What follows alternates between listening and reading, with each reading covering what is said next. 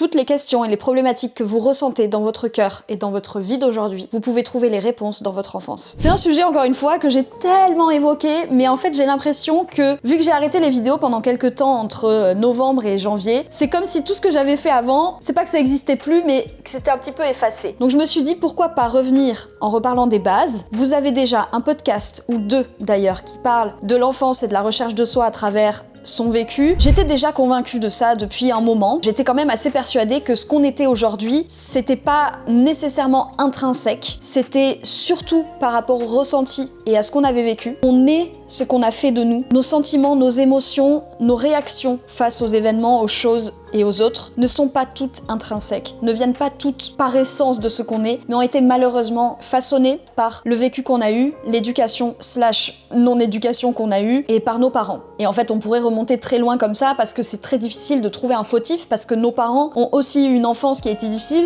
et leurs parents eux-mêmes. J'ai l'impression qu'on est la première génération à être plutôt saine. Ne serait-ce que l'enfance de mes parents, c'était du coup, leurs parents étaient nés dans les années 50, c'était quand même déjà assez particulier. Si on remonte encore plus haut, les enfances de nos grands-parents, évidemment que ça crée des traumas, évidemment qu'on a ensuite des parents qui sont un petit peu amochés. Ce que j'ai trouvé merveilleux et qui m'a rempli de joie, c'est que j'avais donc toutes ces convictions sans avoir nécessairement fait de recherche avant, c'était vraiment des choses auxquelles j'avais pensé et dont j'étais sûre. Et quand j'ai commencé à lire des livres sur le sujet, je me suis retrouvée face à des gens qui pensaient comme moi, enfin en tout cas qui avaient prouvé scientifiquement, psychologiquement, ce dont moi j'étais convaincue. Et j'étais ravie parce que je me suis dit, mais en fait je suis pas si folle que ça, tout a vraiment un lien avec l'enfance, et donc j'étais ravie de trouver des auteurs qui prouvaient par A plus B, alors la psychologie n'est pas une science, mais en tout cas qui avaient démontré que l'enfance avait un impact hyper important et parfois dramatique sur les adultes qu'on est aujourd'hui et sur les futurs parents qu'on sera. Je suis sympa, je suis allée vous chercher les livres dont j'ai envie de vous parler et surtout qui m'ont vraiment marqué. J'ai déjà fait une vidéo sur ces lectures, donc peut-être que c'est un peu plus précis là-bas, je vous la mets dans le petit i. Je vais vous faire dans l'ordre dans lequel je les ai découverts. Le bonheur d'être soi de Moussa Nabati, je l'ai lu il y a longtemps, j'étais au lycée. Alors ce qui est assez intéressant, c'est que je me rappelle pas de toutes les notions du livre, mais je pense que c'est venu un petit peu... Pourquoi il y a un...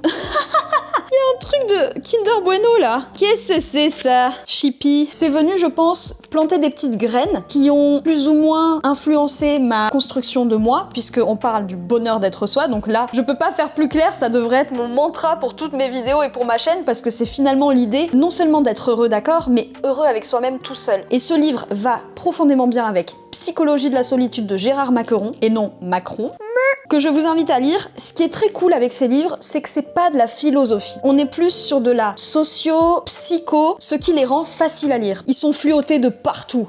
Vous allez rien voir. En tout cas, ces deux livres sont... En fait, dans ces livres-là, on trouve nécessairement de l'évocation du bébé intérieur. J'ai tout ce qu'il faut. Encore une fois, c'est l'essence de tout. Le bonheur d'être soi, ça parle du bébé intérieur. Il y a aussi des solutions, mais en tout cas, ça parle vraiment de la recherche de soi, la quête de soi. Mais on ne peut faire une quête de soi qu'en commençant par le départ. Et donc, à la rencontre du bébé, de son bébé intérieur, de Joanna Smith, est puissant, hyper intéressant. Non mais, ce livre est une mine. J'ai tellement fluoté partout.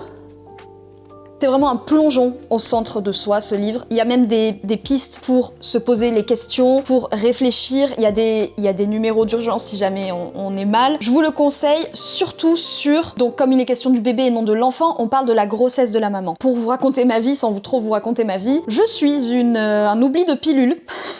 Protégez-vous, prenez votre pilule, parce que sinon...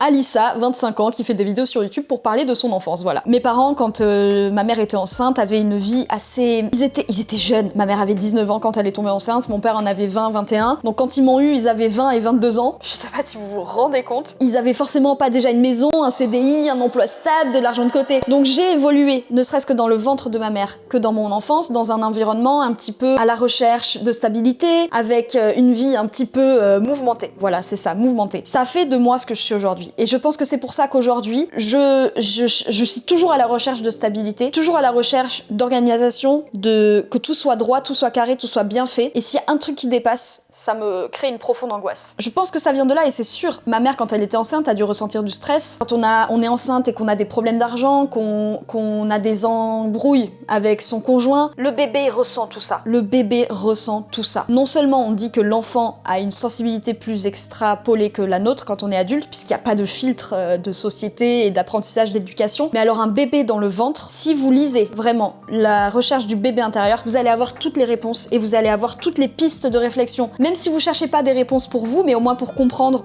en général, pour se cultiver. C'est hyper passionnant, c'est troublant. C'est des choses sur lesquelles on n'a pas d'emprise. C'est indépendamment de nous qu'on a vécu du stress ou non pendant la grossesse de notre maman, pendant notre propre gestation. Et c'est frustrant de se dire qu'en fait on est victime de son passé. Ne réfléchissez pas que comme ça et dites-vous qu'aujourd'hui, si vous prenez la décision d'écouter cette vidéo, de vous renseigner, de lire des livres et d'être un petit peu plus intéressé à ce que vous avez vécu, vous n'allez plus et vous n'allez pas être victime de votre futur. C'est jamais trop tard pour apprendre à se connaître. Et je voudrais parler en dernier, Le corps n'oublie rien, de Bessel van der Kolk. Celui-là, il est un petit peu plus marqué, il est un petit peu plus gros, comme vous l'aurez remarqué, je crois qu'il fait 700 pages. Je l'ai pas fini, mais je l'ai sacrément bien avancé. Il n'y a plus mon marque-page. Oh my gosh. Oh là là là là, j'ai perdu ma page. Celui-ci, il est vraiment sur le stress post-traumatique. On est vraiment sur le cerveau, l'esprit, le corps dans la guérison du traumatisme. C'est fascinant. Ce mec est un psychologue, psychiatre américain qui a fondé le centre de guérison du traumatisme de Boston.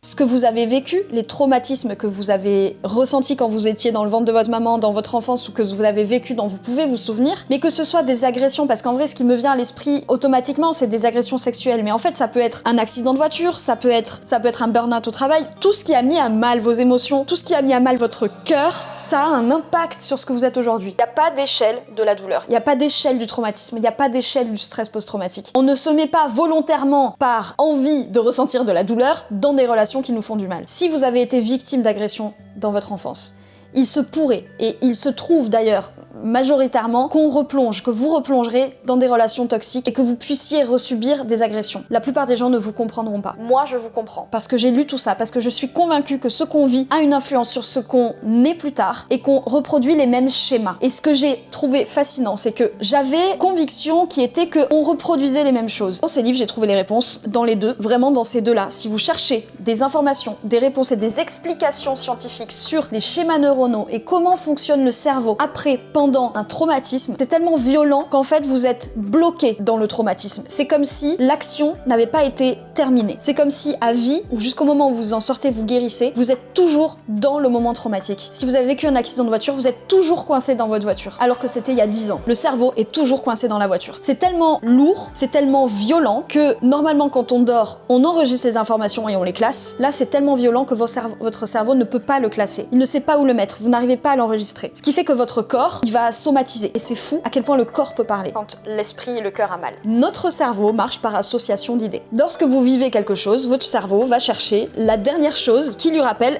ce que vous êtes en train de vivre. Évidemment que si vous avez vécu des traumatismes, que vous avez une enfance lourde, traumatisante, vous allez vous pencher et agir comme le dernier souvenir que vous en avez. Évidemment, c'est ce qu'on appelle les chemins neuronaux, une stimulation, une réaction. Vous ne pouvez pas supprimer des chemins neuronaux. En revanche, vous pouvez en créer des nouveaux. Et c'est tout le jeu de la thérapie, c'est tout le jeu de la thérapie par le corps, par l'esprit, par la parole, c'est de venir chercher d'où vient le traumatisme dans votre enfance, dans votre vécu, pour ensuite trouver une nouvelle façon de le réintégrer dans le quotidien. C'est ce qu'on appelle la plasticité cérébrale, c'est le fait que notre cerveau ne soit pas figé. Votre cerveau, il est malléable tout au long de votre vie. Il n'y a pas de fatalité dans le traumatisme. Vous finirez toujours par vous en sortir. Ça demandera de l'énergie, ça demandera du temps, ça demandera des larmes et de la douleur, mais on finit toujours par s'en sortir. Même si parfois ça peut sembler dur, on peut se dire à quoi bon remuer tout ça. Si j'ai survécu, si je suis vivante aujourd'hui, c'est que bon, ça va pas me tuer, donc peut-être que je peux apprendre à vivre avec. Jusque-là, vous avez vécu avec. Quels étaient les états de vos relations amoureuses? Est-ce que vous avez réussi à garder une relation? Est-ce que t'es heureux ou heureuse dans ta relation amoureuse? Est-ce que tu arriverais à partir si aujourd'hui t'en avais envie? Est-ce que tu as des bonnes relations avec l'extérieur? Est-ce que tu as des bonnes relations avec toi-même? Est-ce que tu arrives à rester seul? Placez-vous au centre de votre vie. Levez-vous le matin en ayant envie de vivre votre journée, en ayant envie de faire mûrir et de conserver les relations que vous avez avec les gens extérieurs et encore plus avec votre conjoint. J'ai fait un podcast sur les figures d'attachement. C'est ce qui m'a le plus prouvé à quel point l'enfance, et vraiment la petite enfance, a un impact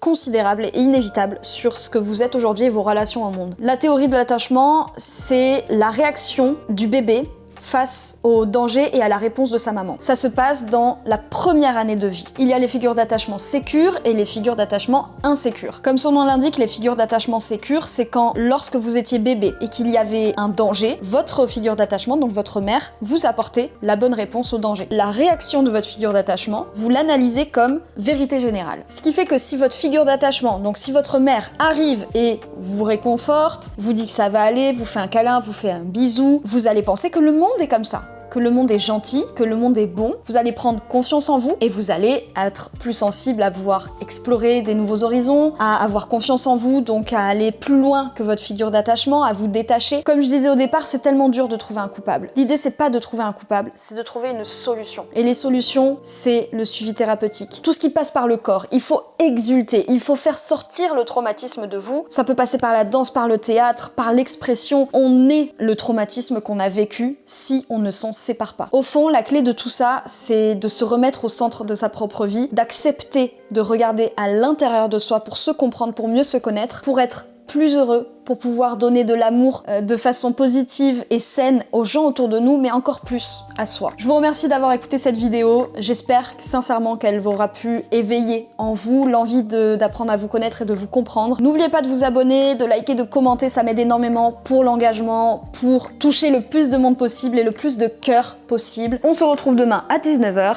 pour blablater ensemble autour d'un petit thé froid.